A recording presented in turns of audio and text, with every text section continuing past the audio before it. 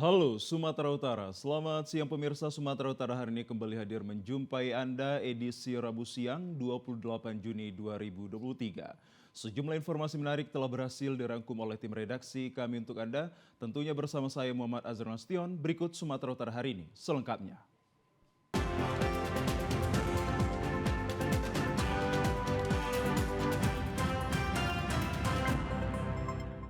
Pemirsa, Majelis Hakim Pengadilan Negeri Medan menjatuhkan vonis 3 tahun penjara kepada Apin BK terdakwa kasus judi online. Vonis tersebut lebih rendah dari tuntutan jaksa yakni 5 tahun penjara. Terdakwa kasus judi online Joni alias Apin BK menjalani sidang secara daring di ruangan Cakra 9 Pengadilan Negeri Medan, Jalan Pengadilan Medan siang kemarin. Majelis hakim yang diketuai oleh Hakim Dahlan dalam amar putusannya menyatakan terdakwa terbukti mengelola judi online yang melanggar pasal 303 Junto pasal 55 KUHP nomor 19 tahun 2016 tentang informasi dan transaksi elektronik. Hakim juga menjerat terdakwa dengan pasal 3 dan 4 Undang-Undang nomor 8 tahun 2010 terkait pencegahan dan pemberantasan tindak pidana pencucian uang. Atas perbuatannya, majelis memvonis terdakwa dengan hukuman 3 tahun penjara dan denda 100 juta rupiah subsidiar 3 bulan kurungan. Vonis hakim lebih rendah dibandingkan dengan tuntutan jaksa penuntut umum yang menuntut terdakwa dengan hukuman 5 tahun penjara. Usai membacakan agenda tuntutan, Majelis Hakim Dahlan memberikan kesempatan kepada jaksa penuntut umum dan kuasa hukum terdakwa untuk mempertimbangkan hasil putusan tersebut. Jaksa penuntut umum Felix Ginting mengatakan pihaknya akan meminta waktu selama 7 hari untuk berpikir. Tapi tadi kan dikasih kesempatan kita 7 hari bang, jadi kita pikir-pikir, oke? Soal itu bang, aset-aset yang ditarik tidak semuanya itu seperti apa bang? Iya, nanti kita pelajari lebih lanjut, setelah itu kita akan beri kesimpulan. Sementara itu, bandar judi online Apin BK berhasil ditangkap polisi di Malaysia. Bos judi online itu sempat buron setelah salah satu lokasi judinya di Komplek Perumahan Elit Cemara Asri Deli Serdang digerebek oleh Polda Sumatera Utara. Kita ke informasi lainnya pemirsa. Polda Sumatera Utara melalui Kepala Bidang Humas memberikan penjelasan terkait 2 transpuan yang diduga diperas oleh oknum polisi. Polisi menyebutkan kasus tersebut sudah dilakukan pendalaman. Polda Sumatera Utara memberi penjelasan terkait adanya aduan dari 2 orang transpuan yang mengaku diperas oleh oknum polisi sebesar 50 juta rupiah. Adapun kasus tersebut berawal dari ditangkapnya 2 orang transpuan yang diketahui berinisial D dan F atas tuduhan prostitusi. Namun setelah dibawa ke kantor polisi, keduanya mengaku diminta sejumlah uang yang diduga dilakukan oleh oknum polisi. Uang tersebut sebagai tebusan agar keduanya bisa bebas. Merasa diperas, keduanya langsung melaporkan oknum tersebut ke Polda Sumatera Utara. Kepala Bidang Humas Polda Sumatera Utara Kombes Pol Hadi Wahyudi mengatakan bahwa laporan kedua transpuan tersebut saat ini tengah didalami oleh Bidang Propam Polda Sumatera Utara. Hadi menyebutkan dari hasil pemeriksaan sementara terhadap oknum yang diduga melakukan pemerasan ada indikasi melakukan pelanggaran. Hadi menambahkan terkait adanya 2 perwira menengah yang mendatangi korban itu sudah SOP yang berlaku. Bahkan para perwira menengah mendatangi korban bersama kepala lingkungan setempat.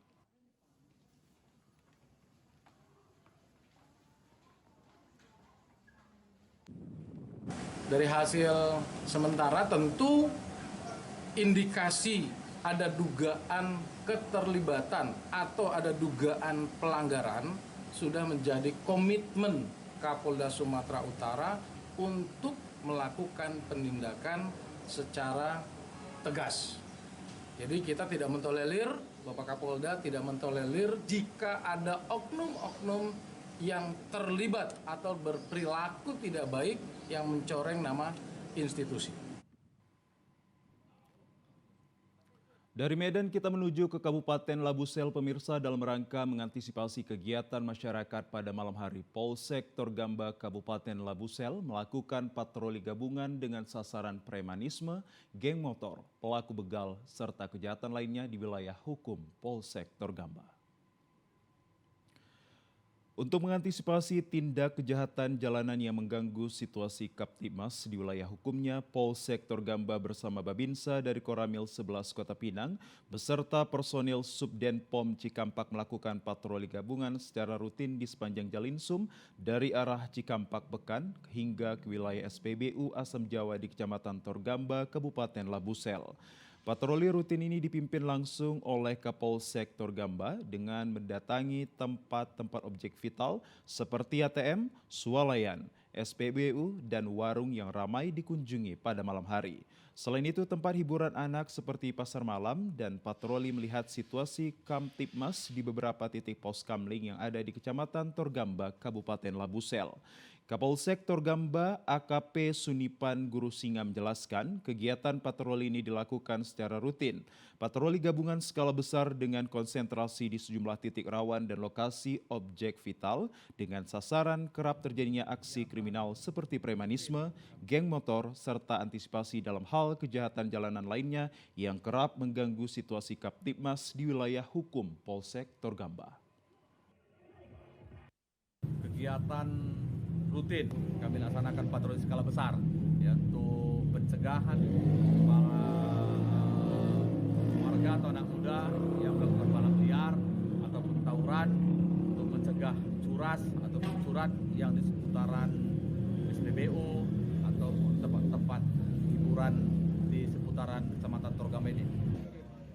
Tim gabungan yang melakukan patroli secara langsung berdialog dengan masyarakat yang berkumpul dan menghimbau kepada masyarakat agar menjaga situasi keamanan dan dalam lingkungannya.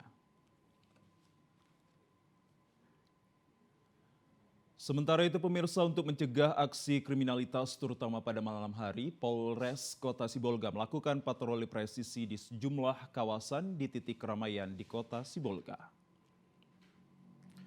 Dengan mengendarai mobil patroli dan sepeda motor, satu persatu lokasi keramaian seperti pusat perbelanjaan didatangi petugas Satmapta Polres Kota Sibolga untuk mengecek kondisi keamanan. Petugas juga mengingatkan penjaga keamanan agar segera melapor jika terjadi aksi kriminalitas. Selain mengecek kondisi keamanan di titik-titik keramaian di Kota Sibolga, petugas juga melakukan patroli ke sejumlah ruas jalan protokol. Hal ini dilakukan untuk mengantisipasi terjadinya aksi kriminalitas di jalan raya seperti penodongan dan juga penjambretan.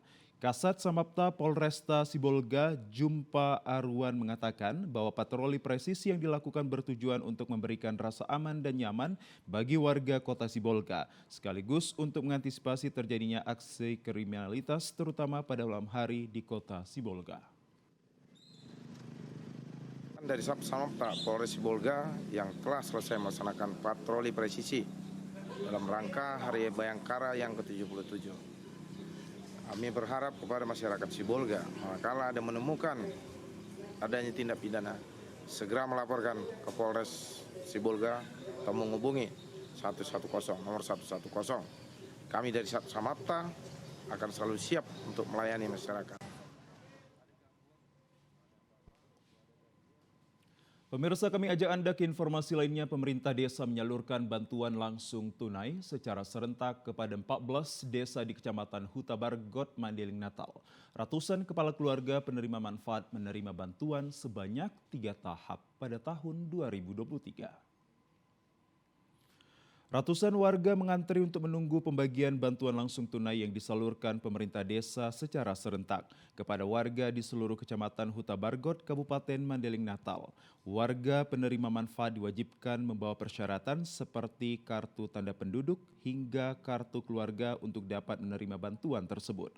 Bantuan yang diterima warga ini sebanyak Rp300.000 per bulannya. Dana yang dicairkan untuk tahap pertama ini sebanyak 3 bulan yang bersumber dari dana desa tahun 2023. Pembagian bantuan BLT menjelang Hari Raya Idul Adha ini dapat dimanfaatkan untuk kesejahteraan warga melalui dana desa.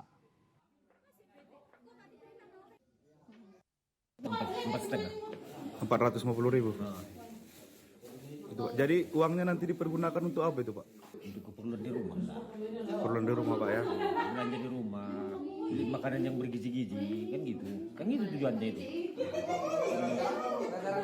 Jadi berapa bulan ini Pak biasanya nerima BLT ini? Sekali 3 bulan. Sekali 3 bulan Pak ya. Sementara itu bantuan yang bersumber dari dana desa sebanyak 25% dari pagu anggaran ini dibagikan kepada seluruh warga. Pembagian bantuan merupakan hasil musyawarah desa, seluruh warga mendapatkan bantuan langsung tunai.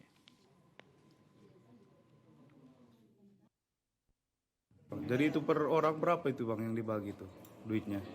Kalau untuk yang ekstrim itu full. Berapa itu Bang? 300.000 per bulan, dikali 3 jadi 900.000. Nah ini kan tujuan dari pembagian BLT ini kan untuk kesejahteraan masyarakat. Jadi kita berharap uangnya ini ya diperlukan bukan untuk yang lain, melainkan untuk kebutuhan sehari-hari. Pemirsa, 1 orang menjadi korban kebakaran 5 unit rumah bangunan semi permanen pada Selasa pagi pukul 2.30 WIB di Jalan Kantor Desa Dusun 1, Desa Sidodadi, Kecamatan Batangkuis, Kabupaten Deli Serdang. Peristiwa kebakaran yang mengakibatkan seorang pemilik rumah atas nama Daulat Sinulingga meninggal terjebak di dalam rumahnya karena tidak dapat menyelamatkan diri pada saat kejadian. 5 rumah yang terbakar tersebut berada di lahan PTPN 2 Kebun Bandar Kelipah. Adapun 5 pemilik rumah adalah Daulat Sinulingga, Khairani, Ahmad, dan Randi Wijaya.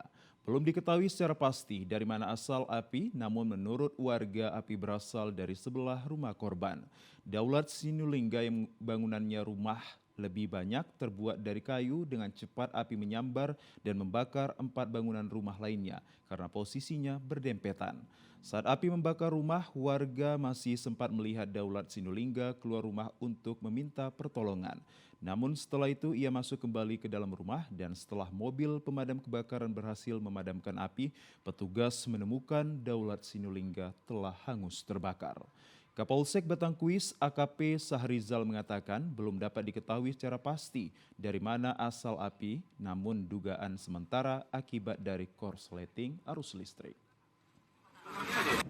Jadi menurut keterangan saksi mata yang bersebelahan dengan rumahnya, bahwa diduga api itu berasal dari rumah sebelah korban yang diduga dari korslet. Guna penyelidikan lebih lanjut, pihak kepolisian telah memasang polis lain di lokasi kebakaran dan korban sudah dibawa ke Rumah Sakit Bayangkara untuk dilakukan otopsi. Pemirsa, beragam informasi menarik dan aktual lainnya akan hadir untuk Anda sesaat lagi. Tetaplah bersama kami di Sumatera Utara hari ini.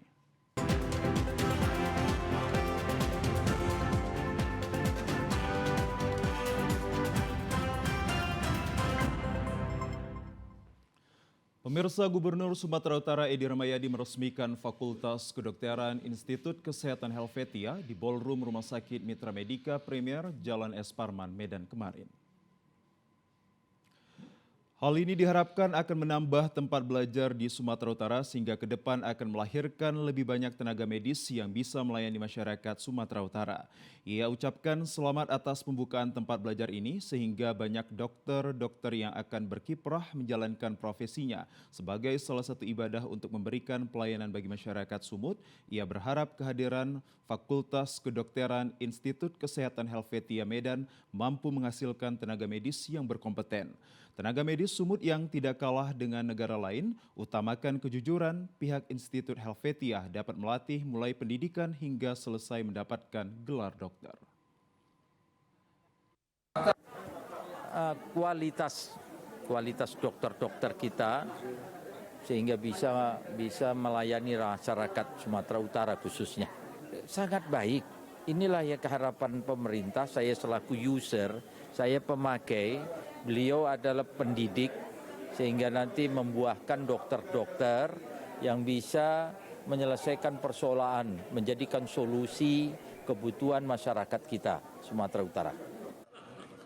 Rektor Institut Kesehatan Helvetia Medan Ismail Effendi mengatakan hadirnya Fakultas Kedokteran di Institut Helvetia Medan untuk membantu pemerintah dalam pemenuhan tenaga kesehatan, khususnya dokter umum di Sumut.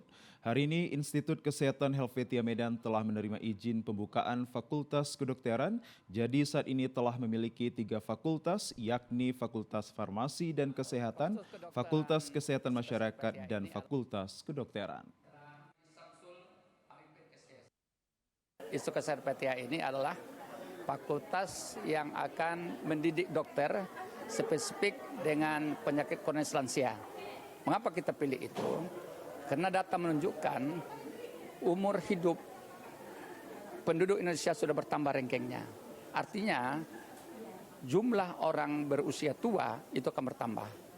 Oleh karena itu spesifik kita adalah memberikan kompetensi kepada lulusan kita tentang kesehatan lansia, penyakit kronis, bisa diabetes, gitu kan, kebiasaan asam urat, gitu kan. Jadi pesan kita begitu, sehingga misi kita berbeda dengan fakultas lain, kita konsentrasi di samping ilmu-ilmu umum di fakultas kedokteran. Saya kira itu. Pada kesempatan tersebut, Gubernur Edi Rahmayadi bersama Rektor Institut Kesehatan Helvetia, Ismail Effendi juga menandatangani kesepakatan kerjasama antara pemerintah Provinsi Sumut dengan Institut Kesehatan Helvetia terkait sinergitas dalam bidang pendidikan, penelitian, pengabdian kepada masyarakat, dan peningkatan kualitas sumber daya manusia.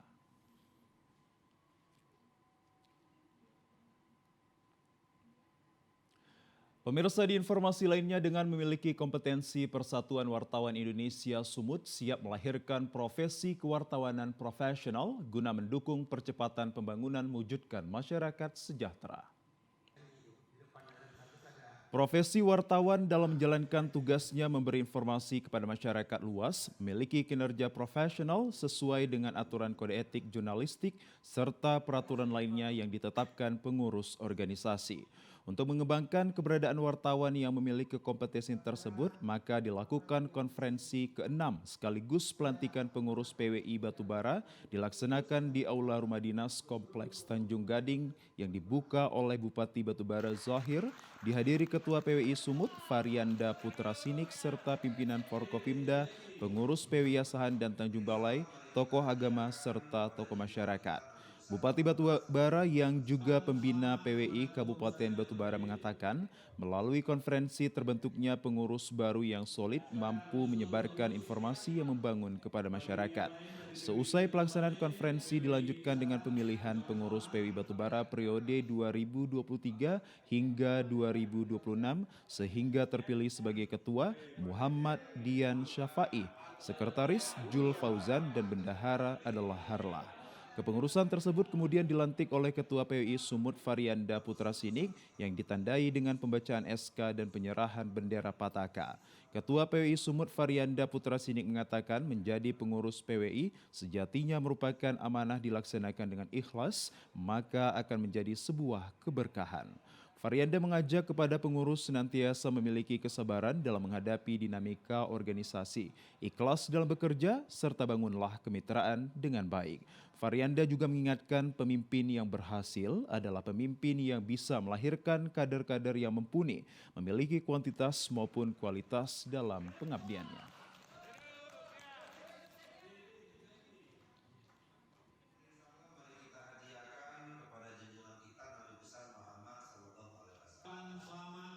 Informasi pilihan rakyat akan hadir usai jeda pariwara berikut ini. Tetaplah bersama kami.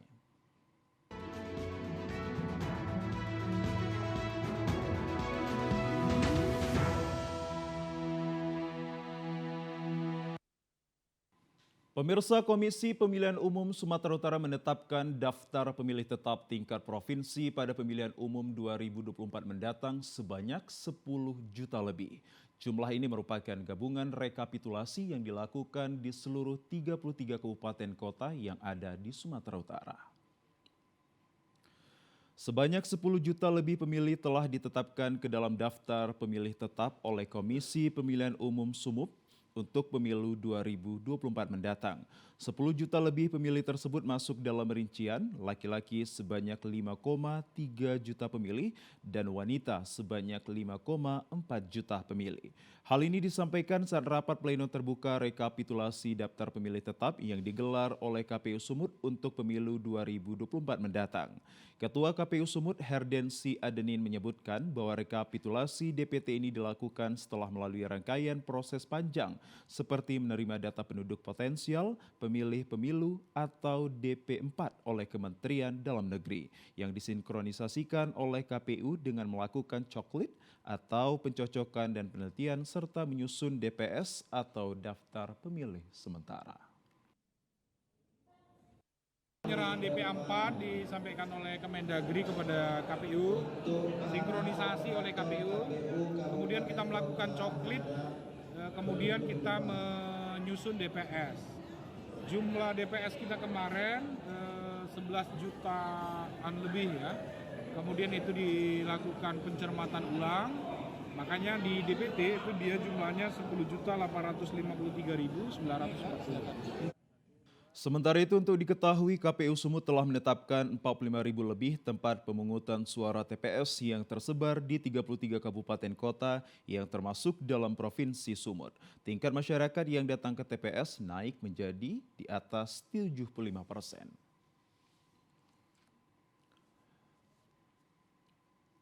Ya, pemirsa, Komisi Pemilihan Umum KPU Kabupaten Deli Serdang telah melakukan verifikasi dokumen administrasi berkas sebanyak 868 bakal calon legislatif DPRD Kabupaten Deli Serdang untuk pemilu 2024 mendatang. Namun 33 bacalek yang memenuhi persyaratan. Dalam proses verifikasi tersebut, hasil vermin yang didaftarkan 18 partai politik dengan jumlah 868 orang bacalek untuk 6 daerah pilihan, hanya 33 orang yang memenuhi persyaratan yang ditentukan pihak KPU.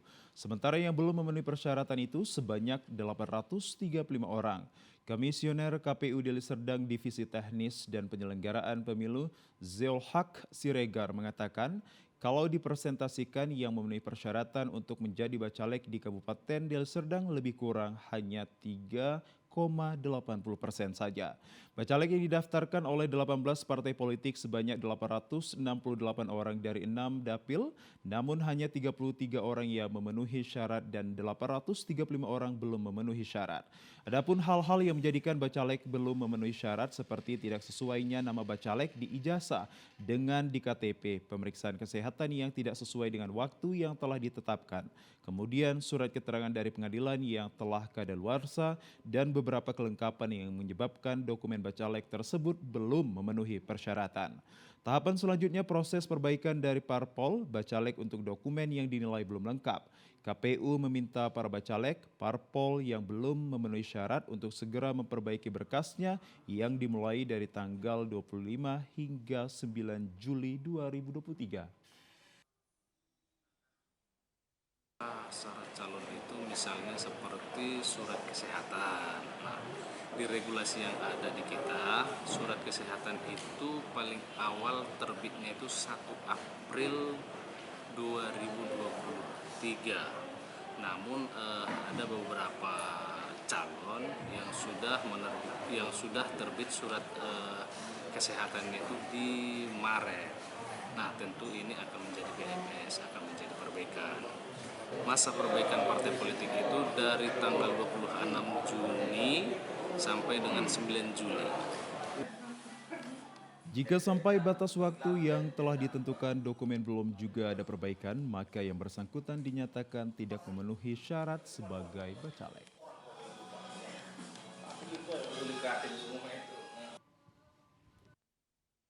Labbaik Allahumma labbaik, labbaik la sharika laka labbaik, innal hamda wan ni'mata laka wal mulk la sharika lak. Pemirsa, 3.000 jemaah Muhammadiyah Kota Tebing Tinggi melaksanakan sholat Idul Adha di 2 titik lokasi yang berbeda. Pelaksanaan sholat Idul Adha diikuti lebih dari 3.000 jemaah Muhammadiyah yang berada pada 2 titik lokasi pelaksanaan sholat Id Idul Adha yang ada di Kota Tebing Tinggi, yakni di lapangan TC Sosial Kota Tebing Tinggi. Di titik kedua berada Masjid Taqwa Rantau Laban, Kecamatan Rambutan, Kota Tebing Tinggi. Dalam tausiah yang dibawakan Ustadz Beni Fernanda mengajak kita umat muslim di perayaan Idul Adha memaknainya dengan berbagi serta berkurban. Berkurban dapat juga dimaknai dengan dekat terhadap suami dan istri, begitu juga dekat kepada anak-anak dan juga saudara yang lain.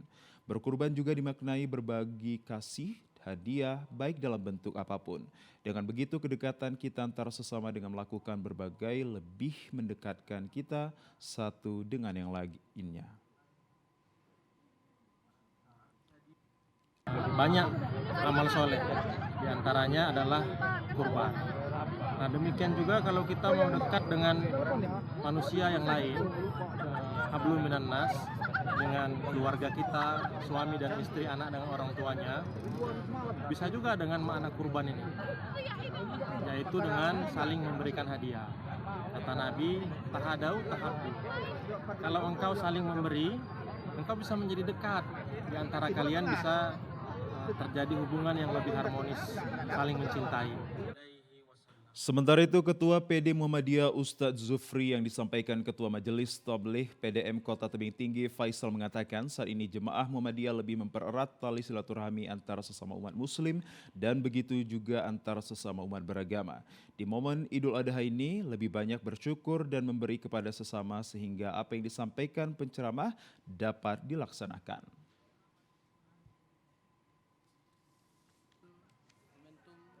Hari Raya Idul Adha 1443 ini memperkuat silaturahim di antara sesama muslim, di antara warga Indonesia dengan jiwa kurban, mendekatkan diri tidak hanya kepada Allah Subhanahu wa taala tapi jiwa-jiwa sesama muslim, sesama non-muslim.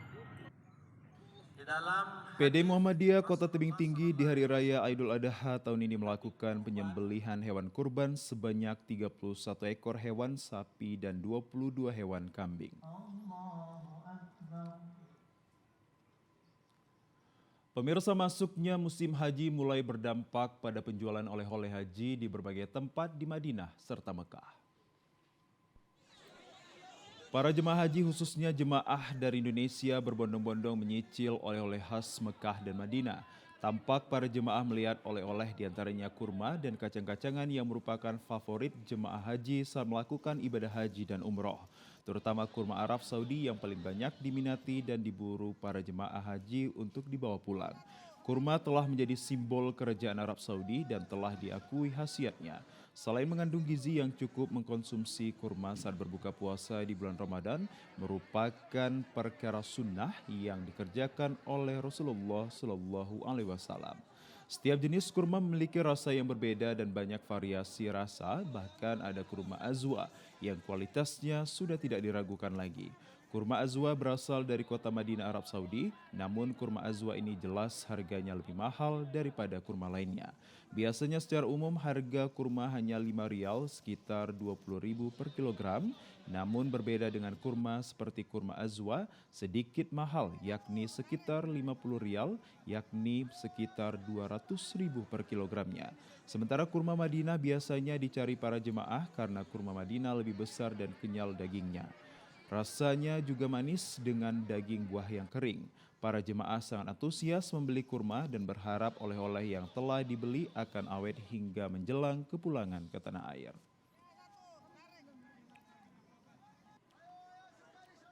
Pemirsa, Kementerian Agama Republik Indonesia kembali membuat gelang khusus untuk calon jemaah haji tahun 2023. Gelang khusus tersebut memiliki fungsi cukup penting. Pengrajin gelang mulai bekerja dalam memproduksi gelang khusus untuk jemaah haji tahun 2023 di Asrama Haji Embarkasi Medan, Jalan Abdul Haris Nasution, Medan. Para pengrajin gelang haji khusus ini didatangkan langsung dari kota Jepara, Jawa Tengah, di mana tugas mereka adalah menginput data penting para calon jemaah haji berupa asal embarkasi, tahun keberangkatan haji, nomor paspor, nama jemaah, dan bendera Indonesia. Seluruh data tersebut nantinya akan dicetak ke gelang khusus haji sebagai identitas. Adapun bahan yang digunakan untuk pembuatan gelang haji adalah logam. Bahan logam ini aman dari sinar matahari dan air sehingga aman dipakai para jamaah haji nantinya. Gelang haji diwajib dipakai dari mulai keberangkatan hingga jamaah haji kembali di rumah. Gelang haji yang dipakai jamaah haji Indonesia dan negara lain tersebut sudah ada sejak lama dan masih digunakan hingga saat ini. Gelang khusus tersebut memiliki kunci yang tidak mudah dibuka sehingga tidak mudah hilang saat berlangsungnya ibadah haji. Petugas penyelenggara ibadah haji Embarkasi Medan Nisa mengatakan pengrajin gelang asal Jepara tersebut khusus memproduksi gelang untuk para jemaah. Setiap tahunnya, karena melalui gelang ini sendiri jemaah itu akan ketahuan dari mana asalnya, karena di dalam gelang tersebut ada nomor paspornya, dari mana asal daerahnya dan embarkasinya. Jadi di situ namanya, apabila gelang ini hilang maka akan sulit melacak daripada jemaah yang hilang di Arab Saudi. Jadi gelang ini harus tetap dipakai oleh jemaah walaupun untuk tidur, mandi dan lain sebagainya. Sementara itu pengrajin gelang haji Nugroho menjelaskan dalam sehari mampu membuat gelang haji sebanyak 300 gelang. Udah biasa. Udah setiap tahun bang berarti bang? Setiap tahun. Abang dari mana bang asalnya bang? Dari Jawa, Jepara. Akan bahannya apa aja bang? Untuk bahannya pembuatannya? dari besi monel, dari asli dari Jepang. Ya. Kemudian bang, satu hari bisa mengerjakan berapa lama bang? Satu hari 360. 360 gelang. 360 gelang. Petugas penyelenggara ibadah haji Embarkasi Medan tahun 2023 akan menyiapkan sedikitnya 8.328 gelang haji atau sesuai jumlah jamaah haji Embarkasi Medan yang telah terdaftar di Kementerian Agama Sumatera Utara. Informasi dari Embarkasi Haji Medan tadi sekaligus menutup perjumpaan kita dalam program Sumatera Utara hari ini. Kami ucapkan terima kasih atas kebersamaan dan juga perhatian Anda. Saya Muhammad Azhar Nasution. Selamat siang, sampai jumpa.